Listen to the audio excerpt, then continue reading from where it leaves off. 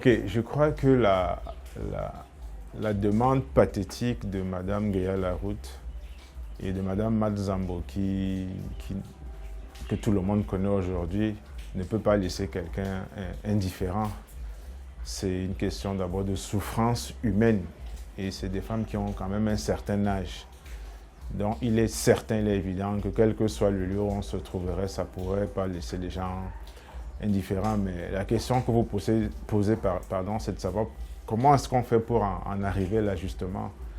Et si éventuellement il y a eu des exemples qui iraient dans ce sens, c'est peut-être par là que je vais commencer. Il faut comprendre que la situation de Mme Guéa Laroute et de Mme Madzambo ce ne sont pas des situations isolées. Bien avant, déjà il y a quelques années, au début des années de la décennie 2013 exactement, Anne-Marie Nzé, qui était un peu la doyenne des musiciennes camerounaises et même d'Afrique, à ce moment déjà, a connu des moments aussi extrêmement difficiles, des moments de vie extrêmement difficiles. Et je vous souviens que dans une télé de la place, une télé-radio de la place concurrente à la vôtre, que je ne citerai pas ici, elle avait laissé les larmes couler, comme on dit au Cameroun, on dit couler les larmes. Elle avait vraiment pleuré à chaudes larmes et c'était assez touchant. Mais il faut quand même comprendre qu'au-delà des larmes, il faut analyser la question de manière froide. Que ce soit Mme Anne-Marie Nzé ou Guéa Laroute et Madzambo aujourd'hui. Il y en a d'autres, hein, mais par pudeur, je ne donnerai pas leur nom, sinon ça pourrait gêner vos téléspectateurs et vos auditeurs à la télé et radio, parce que, contrairement à ce que vous pensez, c'est le lot de l'essentiel des artistes camerounais aujourd'hui, cette situation que vous avez vue. Ces femmes poussent ce cri parce qu'elles sont pratiquement déjà à plat ventre, mais beaucoup sont déjà courbées en fait, voire à genoux au moment où je vous parle. Je souhaite pour tous ces gens-là que les choses puissent se rétablir. Alors, comment est-ce qu'on en arrive là? La question, elle est simple, mais elle est aussi complexe, en fait. Parce que vous savez, la musique est quelque chose, j'allais dire, d'aléatoire. C'est vrai, on peut voir les choses ainsi. Mais je préfère vous dire que la carrière d'un artiste musicien, comme partout ailleurs, c'est quelque chose qui se construit. C'est quelque chose qui se pense à la base. Parce que vous prenez le choix de faire la musique en abandonnant peut-être autre chose ou bien en décidant de ne pas embrasser tel autre domaine. Et à partir de ce moment-là, vous devez mettre les garde-fous dans votre carrière parce que le temps, contrairement au football, le temps sera long. Vous savez, au football, on joue très peu. Je vais dire en temps. Vous n'allez pas être professionnel, vous n'allez pas jouer pendant 20 ans au football. Quel que soit l'âge auquel vous avez débuté votre carrière, ce n'est pas possible.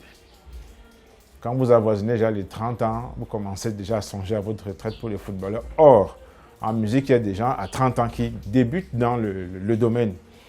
Donc, vous pensez votre carrière et je pense que c'est là le nœud du problème. Je l'ai écrit déjà par ailleurs et je l'ai dit à travers les réseaux sociaux parce qu'il ne nous échappe pas que depuis qu'il y a eu cet appel de Guéa Laroute et de Madzambo, on y associe aussi Henri Ndiom. On ne l'a pas vu, mais on a vu surtout les deux dames en question.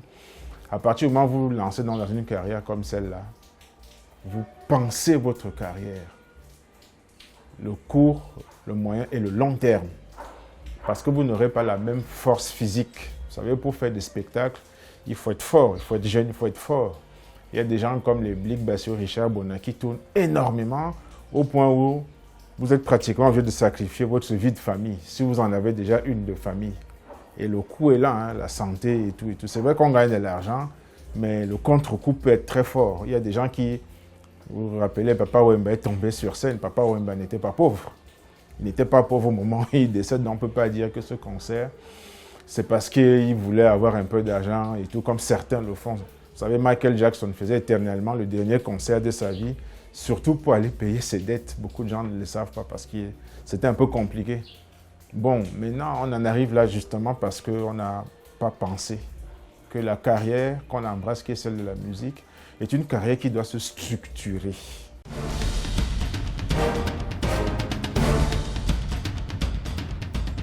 Mais on peut aussi voir que même si vous ne l'avez pas planifié, pour des raisons multiples, ça ne marchera peut-être pas. Question d'environnement, question d'ego. Vous savez, quelqu'un comme César Evora, On l'a pratiquement tiré de la rue. Avec tout le talent qui était le sien, ça n'avait pas toujours été ça. Il y a eu des gens comme les José da Silva qui ont senti le bon coup, on l'a sorti de la rue à un âge qui était déjà celui où elle devrait avoir sa retraite. Et c'est justement à ce moment que sa carrière internationale va décoller. Et on connaît la suite. Bon, elle est partie aujourd'hui, pas à son âme, et tout s'est plutôt bien terminé. C'est plutôt rare. C'est plutôt rare. Donc, je pense que les gens comme Nguyen Laroute ou Mad Zambo, et bien d'autres, parce que je crois qu'au-delà de tout ce qu'on peut dire et tout ce qu'on lit dans les réseaux sociaux, c'est assez vif, il faudrait qu'on tire des enseignements de cette situation. Pour moi, c'est le plus important pour que les autres artistes, parce qu'il y en a tellement, ne vivent pas la même situation des années après. Je suis sûr que Mme Nguyen Laroute, comme Mme Mad Zambo, ont quand même engrangé des choses, ont gagné un peu d'argent. Est-ce que c'était suffisant pour planifier jusqu'à aujourd'hui? Je n'en sais rien. Mais ce que je pourrais dire là-dessus, c'est que à partir du moment où votre carrière commence à vous faire gagner votre vie, vous commencez déjà à songer à la suite, automatiquement. Vous pensez en vous disant donc que quand vous allez aborder la soixantaine, par exemple, il faut que vous ayez déjà sécurisé un certain nombre de choses. Avoir votre logement, avec tout ce que cela induit, dépendance et tout ce que vous voulez. Avoir investi dans un certain nombre de domaines qui pourraient vous rapporter de l'argent. Vous savez, les tendances, par exemple, comme on dit en psychologie, sont plastiques. Quand vous ne pouvez plus faire la chasse, vous collectionnez les objets de chasse. C'est-à-dire qu'à un moment, vous pouvez devenir producteur. Maintenant, vous prenez c'est ce que je voulais dire. Les jeunes en charge, vous avez un studio, vous avez le temps de construire votre studio, etc., tout ce qu'il faut. Et maintenant, vous êtes plutôt dans l'encadrement des jeunes. Et de temps en temps, vous avez un produit que vous placez dans le marché. Il y a quelqu'un qui a très bien réussi, enfin qui le fait très bien. Je ne veux pas encore dire réussi parce que c'est sur la durée justement qu'on évalue. Quelqu'un comme Prince Didier Yango a très bien négocié ce virage. Si vous l'avez bien observé, vous allez constater qu'il est toujours compétitif.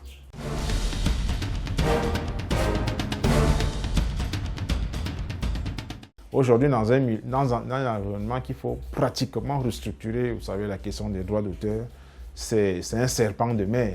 Or, le droit d'auteur, c'est un peu comme le salaire des musiciens. Or, s'il ne passe pas, il faut que vous fassiez des dates, c'est-à-dire que vous soyez booké, vous avez des programmations, concerts, spectacles à gauche, à droite, privés ou pas. Or, s'il n'y a pas ça, c'est pratiquement le suicide à terme. C'est-à-dire que vous allez tenir tant que vous pourrez tenir, mais vous ne tiendrez pas longtemps. Et si en plus, il y a l'âge et les questions de santé qui s'amènent, vous êtes dos au mur. Donc moi, je voudrais louer ici le geste du ministère qui vient quand même au secours de ces deux dames. C'est bien. On peut faire mieux naturellement et que tous ceux qui sont susceptibles d'y apporter leur petite touche là-dessus le fassent. Mais maintenant, il faudrait que ces dames et les autres artistes intègrent qu'il faut penser les carrières. Et c'est valable pour tous les autres domaines de l'artistique, comme on dit au Cameroun, de l'art en fait. Personne n'est à l'abri de ce qui leur est arrivé. Personne, on n'en sait rien. Vous savez, quelqu'un comme Timitoro a fait un accident qui a pratiquement arrêté sa carrière. Il est en train d'essayer de revenir de manière extrêmement laborieuse, mais on connaît la lancée sur laquelle il se trouvait. L'accident est arrivé, il est arrivé. Et ça a été très, très difficile. Il est en train de remonter très, très, très doucement, mais il s'accroche. Je l'ai aperçu à distance et c'est tant mieux. Mais vous savez, c'est des cas, ça peut arriver à n'importe qui.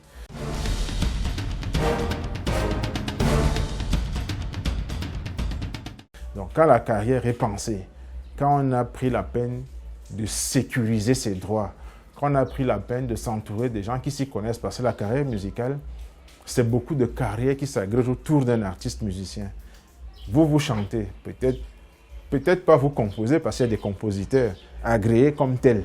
Vous venez chanter, vous venez interpréter, mais autour de vous, vous devrez avoir toute une batterie d'individus qui, chacun à sa place, sait exactement ce qu'il a à faire, ce qui vous manège, ce qui vous produisent, ceux qui font les relations publiques, etc., etc. Et puis c'est un tout, c'est toute une machine lourde en fait pour qu'on en arrive là. Bon, maintenant, vous me direz que ceux qui commencent n'auront peut-être pas les moyens pour avoir tous ces gens. Je suis d'accord. Mais je maintiens ce que je dis en disant que au-delà de tous les moyens que cela nécessite, parce qu'il faut payer les gens, il faut quand même avoir un minimum dans la programmation de ce que vous faites et ce que vous voulez faire.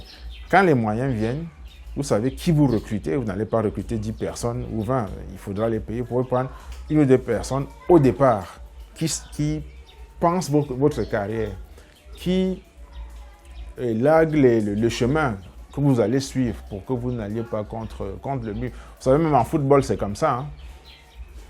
J'aime bien souvent prendre l'exemple d'Eto'o. Quand Eto'o montait en France, ils étaient nombreux, tout petits qu'ils étaient. Mais vous ne pouvez pas me dire ce que sont devenus les autres. Vous savez, donc c'est très difficile. Il faut de la chance, il faut faire les bonnes rencontres, il faut. Il était monté, lui, quand il allait jouer au foot. Ils sont combien qui ont réussi? Peut-être pas au même niveau que lui, mais qui ont seulement réussi, sont combien? Ils sont combien? Non, la musique, c'est un peu aussi comme ça.